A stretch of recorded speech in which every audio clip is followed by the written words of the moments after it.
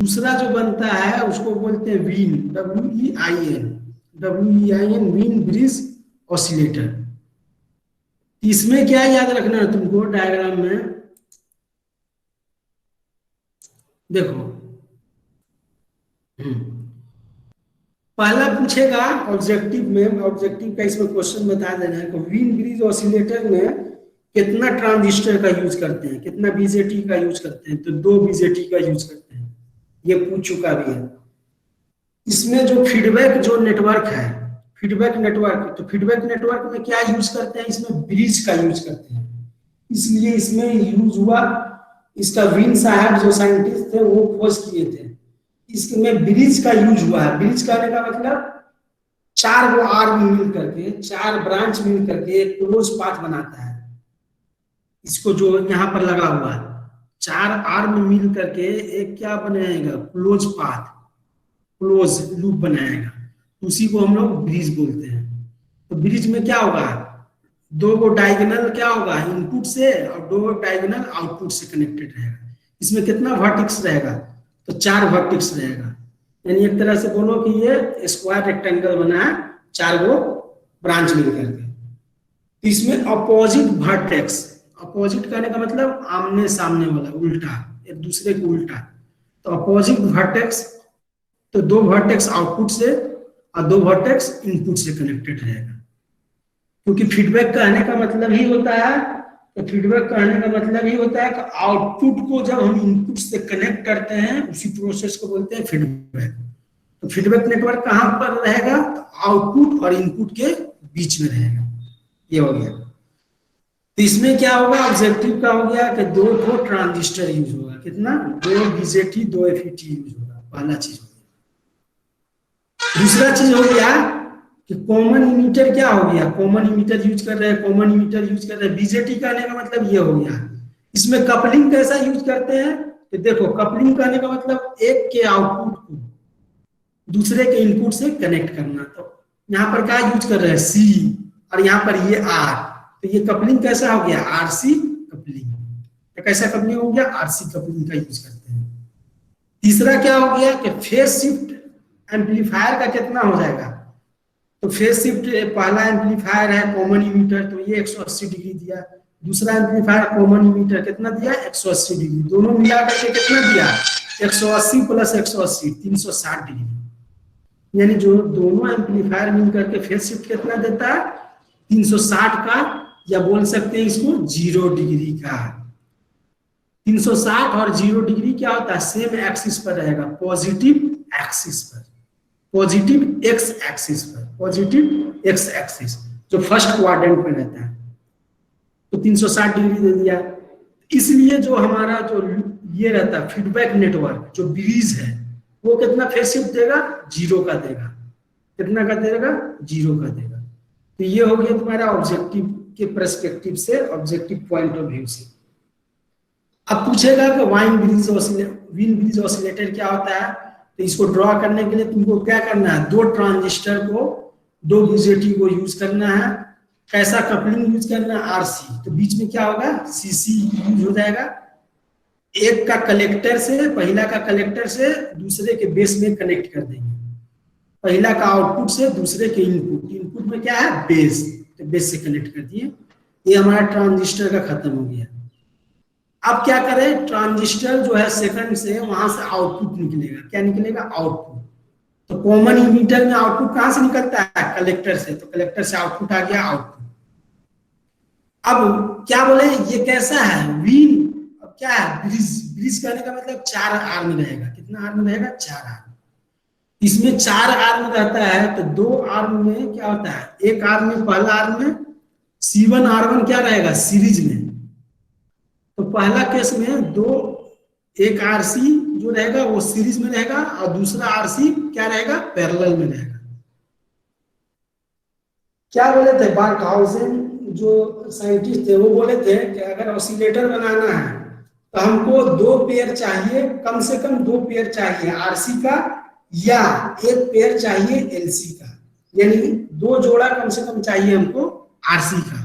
तो पहला जोड़ा R1 C1 क्या लिए, सीरीज में, दूसरा जोड़ा को क्या लिए, पैरेलल में, दोनों एक दूसरे से कनेक्टेड है, पहला वाला और दूसरा वाला।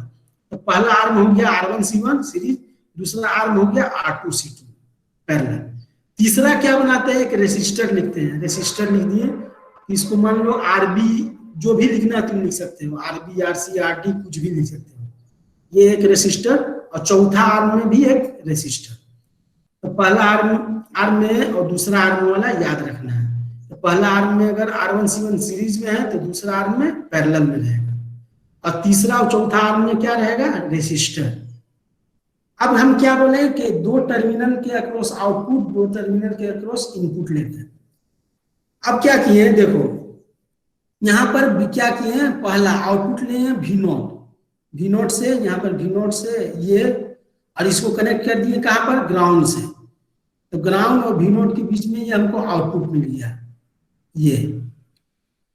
अब इसका एक आर्म को, जहां पर R1C1 R2C2 कनेक्टेड है, तो उस आर्म को कहां से कनेक्ट कर दिए, इनपुट से, CB बेस है, पहला के इनपुट से कनेक्ट कर दिए। और दूसरा आर्म, उसके अपोजिट वाला आर्म को क्या किए, इमीटर से कनेक्ट कर दिया, RE से कनेक्ट कर दिए, ये RE से, ये RE से कनेक्ट कर दिए। तो पहले कनेक्शन देखना है। तो कनेक्शन में क्या है, दो ट्रांजिस्टर हो गया, दोनों क्या हो गया, RC कपलिंग से फिट किया, उससे आउटपुट निकाले, एक को V0 से और दूसरे को ग्राउंड कर दिए। और पहला जो R1C1 है और R2C2 है, उसी से एक आर्म निकलेगा, वो बेस पे चल जाएगा, पहला के बेस में, और उसका अपोजिट वाला RE से लग जाएगा। ये कनेक्शन। सर हाँ हाँ संदीप सर का लिंक आ गया है सर, अब ओवर कर अरे तो 9:30 से है ना, रुको ना, 5 मिनट बाद ज्वाइन करना। अभी है सर 15 मिनट। हाँ रुको, 10 मिनट में हो जाएगा ये। इसमें क्या है, तो ये कनेक्शन हो गया। अब क्या है, क्या हम क्या बोले थे कि फ्रीक्वेंसी ऑफ ऑसिलेशन, इसमें दूसरा टर्म क्या है, फ्रीक्वेंसी ऑफ ऑसिलेशन। तो फ्रीक्वेंसी ऑफ ऑसिलेशन में एक चीज याद रखना कि कहीं पर भी तुमको फ्रीक्वेंसी ऑफ ऑसिलेशन निकालना है, कहीं पर भी, उसके लिए हम क्या करते हैं, इमेजिनरी पार्ट को क्या करेंगे, इमेजिनरी पार्ट को, किसका, फीडबैक नेटवर्क का। ये फीडबैक तो फीडबैक में लगा है, तो फीडबैक में क्या लगा है, R1C1 R2C2। तो हमारा C क्या देगा, तो C का इंपीडेंस क्या होता है, 1/j⍵C1। बताए थे पिछले क्लास में कि C कैपेसिटर का इंपीडेंस क्या होता है, 1/j⍵C, या -j/XC, -j×XC, जहां पर XC का वैल्यू 1/ω_C होता है। तो ये होता है। तो इमेजिनरी पार्ट को इक्वेट करेंगे किसका, बीटा का। तो वहां से हमको क्या मिलेगा कि कितना ऑसिलेशन हो रहा है, कितना फ्रीक्वेंसी कितना पर ऑसिलेट कर रहा है। तो फ्रीक्वेंसी ऑफ ऑसिलेशन के लिए इसमें सब में सेम यूज करेंगे, जितना भी अभी तक पढ़ेंगे, पांचों ऑसिलेटर में same. Since gain of amplifier क्या होता है, रियल वैल्यू रहता है, क्योंकि उसमें क्या होता है, गेन क्या रहता है, 5 रहता है, 10 रहता है, 20 रहता है, 30 रहता है, 40 रहता है, उसमें जे का वैल्यू नहीं आता है। इसलिए बोल रहे हैं कि गेन जो होता है रियल रहता है, बीटा भी क्या रहता है, रियल। तो इसलिए जो A इंटू बीटा क्या होगा, रियल होगा। इसलिए बीटा में जो इमेजिनरी पार्ट है उसको क्या करना होगा, जीरो करना होगा। क्यों जीरो करना होगा, क्योंकि हम लोग जानते हैं कि A क्या होता है, रियल होता है, बीटा का वैल्यू क्या होता है, रियल होता है। इसलिए दोनों का प्रोडक्ट क्या होना चाहिए, रियल होना चाहिए।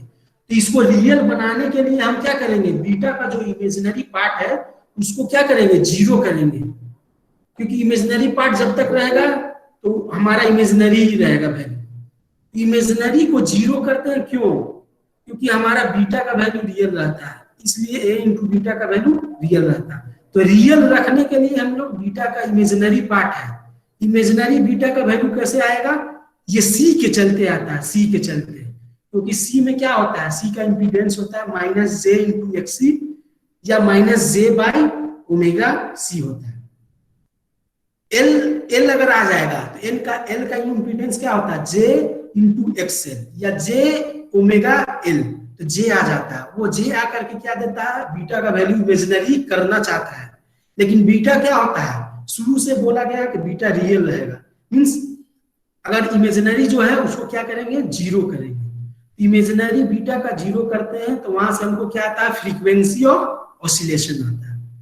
इमेजिनरी को इक्वेट करते हैं तो ये वाला, ये सीरीज है और ये पैरेलल है, तो ये क्या देता है ओमेगा आर सी, और ये एक जो पैरेलल वाला 1 बाई ओमेगा आर सी, दोनों का जे को कॉमन ले लेते हैं तो जे 0 हो गया, तो ये इक्वेट करते हैं तो ये आ गया ओमेगा स्क्वायर बराबर 1 बाई आर सी।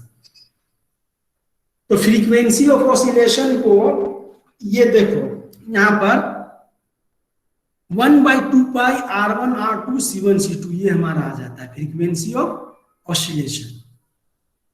अब क्या बोले हैं कि अगर हम ये कब आएगा फ्रीक्वेंसी ऑफ ऑसिलेशन, ये ध्यान दो कि R1 C1 R2 C2 R1 C1 R2 C2 इसके चलते आएगा। अगर हम यहाँ पर R और C यानी सेम R का यूज कर रहे हैं, सेम C का यूज करेंगे, तब क्या होगा R1 R2 अगर बराबर लेते हैं, ये वाला जो ब्रैकेट में पहले बराबर लेकर के किए थे, तो अगर R1 R2 हम बराबर लेंगे तो R गुने R क्या हो जाएगा R स्क्वायर, तो वो बाहर निकल जाएगा स्क्वायर रूट से। C1 C2 अगर बराबर लेंगे तो वो C1 इंटू C2 की जगह पर क्या हो जाएगा C इंटू C, तो C का स्क्वायर, तो वो भी स्क्वायर रूट से बाहर निकल जाएगा। तो फ्रीक्वेंसी ऑफ ऑसिलेशन 2 हो सकता है इसमें, वो डिपेंड करेगा तुम कैसा डायग्राम बनाया है। अगर डायग्राम में R1 C1 यूज किया है, R2 C2 यूज किया है, तो फ्रीक्वेंसी ऑफ ऑसिलेशन ये लिखना 1 by 2 pi root under R1 R2 C1 C2। अगर तुमको फ्रीक्वेंसी यहाँ पर डायग्राम में तुम यूज किया है R और C, यानी दोनों R सेम लिया है, दोनों C सेम लिया है, उस केस में फ्रीक्वेंसी ऑफ ऑसिलेशन हमारा क्या हो जाएगा, ये स्क्वायर रूट हट जाएगा, फ्रीक्वेंसी ऑफ ऑसिलेशन हो जाएगा 1 by 2 pi R into C।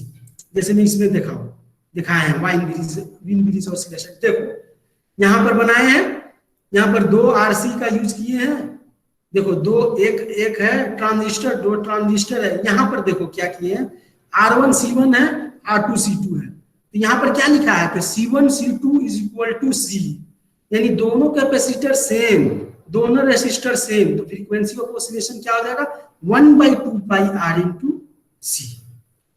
तो फ्रीक्वेंसी ऑफ ऑसिलेशन वो अगर न्यूमेरिकल दे रहा है तो वहां पर तुम ये देखना कि R1 R2 अगर दिया हुआ है तो फ्रीक्वेंसी ऑफ ऑसिलेशन ये होगा 1 by 2 pi root under R1 R2 C1 C2। तो अगर R1 R2 C1 C2 दिया हुआ है तो इस फार्मूला का यूज करना है। अगर R और C दिया हुआ है यानी दोनों R का वैल्यू सेम, दोनों C का वैल्यू सेम, तब फ्रीक्वेंसी ऑफ ऑसिलेशन क्या हो जाएगा, स्क्वायर रूट हट जाएगा। स्क्वायर रूट हटा तो RC बाहर आया, तो फ्रीक्वेंसी ऑफ ऑसिलेशन हो जाएगा 1 by 2 pi R into C। इसमें ये वाला सबसे इंपॉर्टेंट पार्ट है डेरिवेशन का। अब दूसरा क्या बोले थे कि कंडीशन क्या होता है, तो बार्कहाउज़ेन का दूसरा पहला क्राइटेरिया था क्या कि लूप गेन 1 होना चाहिए। उससे हम बोले थे क्या कि हमारा गेन का वैल्यू आएगा कि गेन कितना रहना चाहिए, कितना हम गेन लेंगे तो A इंटू बीटा का वैल्यू 1 होगा। उसमें क्या था, इससे पहले वाला में था 23 या उससे ज्यादा होना चाहिए। इसमें क्या रहता है कि गेन का वैल्यू 3 या 3 से ज्यादा लेंगे तब A इंटू बीटा का वैल्यू 1 आएगा, यानी ए भी इंटू बीटा बराबर 1 किए तो ए भी बीटा का वैल्यू 1 बाई 3 आता है, यानी ए भी हमको क्या लेना है 3 या 3 से ज्यादा लेना है, क्योंकि 2 लेंगे तो ए इंटू बीटा का वैल्यू लेस देन 1 हो जाएगा, तो हमारा कैसा हो जाएगा अंडर डैम्प हो जाएगा। लेकिन हमको चाहिए कैसा क्रिटिकल डैम्प, ए इंटू बीटा बराबर 1 चाहिए। तो कंडीशन क्या होता है, सस्टेन्ड ऑसिलेशन, ये भी याद रखना है तुमको। कंडीशन होता है कि इसमें गेन का वैल्यू जो होता है 3 या 3 से ज्यादा होता है। ये ऑब्जेक्टिव वाला हो गया ये सब जो वाइन ब्रिज ऑसिलेटर है उसमें गेन का वैल्यू कितना रहना चाहिए, 3 या 3 से ज्यादा होना चाहिए, और ये फ्रीक्वेंसी ऑफ ऑसिलेशन का हो गया। अब इसका एडवांटेज क्या हो गया, एडवांटेज हो गया इसमें क्या कर सकते हैं, इसमें जो होता है कोई भी कैपेसिटर R1 C1 है, R2 C2 है, इसमें से कोई भी कैपेसिटर का वैल्यू को क्या कर सकते हैं, चेंज कर सकते हैं। तो चेंज करेंगे, अगर कैपेसिटर का वैल्यू चेंज करेंगे तो हमारा फ्रीक्वेंसी क्या होगा, चेंज होगा, क्योंकि F का बराबर क्या है 1 by 2 pi root under R1 R2 C1 C2। तो कैपेसिटर का अगर वैल्यू को अगर हम चेंज करेंगे, वेरिएबल लेंगे, तो फ्रीक्वेंसी क्या होगा, चेंज होगा। तो वाइन ब्रिज ऑसिलेटर का ये एडवांटेज है कि इससे हम लोग क्या कर सकते हैं, वेरिएबल फ्रीक्वेंसी को हम लोग ले सकते हैं, डिफरेंट फ्रीक्वेंसी को हम लोग क्या कर सकते हैं, ले सकते हैं। तो वही पहला एडवांटेज बोला है कि वेरिएबल फ्रीक्वेंसी ऑसिलेटर। हम लोग 50 हर्ट्ज भी ले सकते हैं, 55 भी ले सकते हैं, 60 भी ले सकते हैं, जैसे जैसे हमको डिमांड चाहिए। लेकिन हम लोग हाईएस्ट कहाँ तक ले सकते हैं, ऑडियो फ्रीक्वेंसी तक। ऑडियो फ्रीक्वेंसी, क्योंकि हम पहले ही बोले थे कि आर और सी मिलकर के जो ऑसिलेटर देगा वो ऑडियो फ्रीक्वेंसी के रेंज में रहेगा, यानी 20 हर्ट्ज से 20 किलो हर्ट्ज तक, उससे ज्यादा नहीं देगा। देखो अब क्या है कि गेन है, इसका गेन जो आया क्या, 3 या 3 से ज्यादा, क्या आया, 3 या 3 से ज्यादा आ गया। तो गेन का वैल्यू 3 या 3 से ज्यादा है, तो ये क्या है, किसी पर डिपेंड नहीं कर रहा है, ये क्या है, कांस्टेंट है। वही बोल रहा है कि गेन इसका जो इंडिपेंडेंट होता है किससे, फीडबैक नेटवर्क एलिमेंट से। तो फीडबैक का जो एलिमेंट है, यानी फीडबैक में हम एलिमेंट क्या लगाए हैं, तो R1 C1 लगाए हैं, R2 C2 लगाए हैं, RA लगाए हैं, RB लगाए हैं। तो वही बोल रहा है कि इसमें जो गेन होता है वो इंडिपेंडेंट होता है किससे, फीडबैक के नेटवर्क एलिमेंट से। इसलिए इसमें एम्पलीट्यूड जो रहता है उसका स्टेबिलिटी होता है। इसलिए इसमें जो एम्पलीट्यूड होगा वो क्या होगा, स्टेबल होगा। और तीसरा है कि फ्रीक्वेंसी स्टेबल भी होता है इसमें, क्योंकि इसमें क्या यूज किए हैं, यहाँ पर देखो ये वाला कॉमन इमीटर है, 180 डिग्री का फेज डिफरेंस दिया, 180 डिग्री का फेज डिफरेंस दिया, तो ये कैसा निगेटिव दे रहा है, निगेटिव टाइप का फीडबैक। इसलिए ये क्या करता है, फ्रीक्वेंसी को स्टेबल करने का काम करता है, ये वाला दोनों मिलकर। तो वही तीसरा पॉइंट बोला है, since negative feedback is also implemented along with positive feedback, इसलिए फ्रीक्वेंसी स्टेबिलिटी होगा, फ्रीक्वेंसी का क्या होगा, स्टेबिलिटी मिलेगा। इसमें जो फ्रीक्वेंसी होगा उसमें वेरिएशन नहीं मिलेगा। मींस फ्रीक्वेंसी स्टेबिलिटी कहने का मतलब क्या है कि अगर हमको 50 हर्ट्ज का चाहिए तो वो 50 ही देगा, 51 नहीं देगा, 50.001 भी नहीं देगा, 50 का 50 देगा। यानी हमारा जो फ्रीक्वेंसी देगा वो स्टेबल देगा, एक्यूरेट देगा, अगर दूसरा सेंस में बोलो। इसका दूसरा जो पॉइंट था कि एम्पलीट्यूड क्या होगा, स्टेबल होगा। एम्पलीट्यूड स्टेबल करने का मतलब अगर हमको फ्रीक्वेंसी जनरेट कर रहा है जिसका मान लो कि फ्रीक्वेंसी है 50 हर्ट्ज, और वोल्टेज मान लो कि 5 वोल्ट का है या 10 वोल्ट का है, 20 वोल्ट का है, तो उसका वोल्टेज अगर 20 दे दिया तो 20 ही रहेगा, 21 नहीं होगा। स्टेबिलिटी करने का मतलब वो एक्यूरेट वैल्यू देगा, वो चेंज नहीं करेगा कभी भी, तो वो हमेशा उसी को बोलते हैं स्टेबल रहेगा। यानी दीवार स्टेबल है, इसका कहने का मतलब क्या है कि अगर पानी हो रहा है, वर्षा हो रहा है, धूप आ रहा है, एनवायरनमेंट चेंज कर रहा है, तो हमारा फिर भी दीवार क्या है, स्टेबल करने का मतलब वो हमेशा टिकाऊ रहेगा।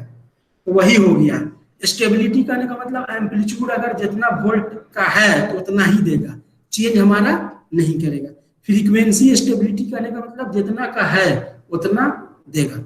और ये ऑडियो फ्रीक्वेंसी के लिए सुटेबल है, 100 किलोहर्ट्ज तक इसका यूज करते हैं।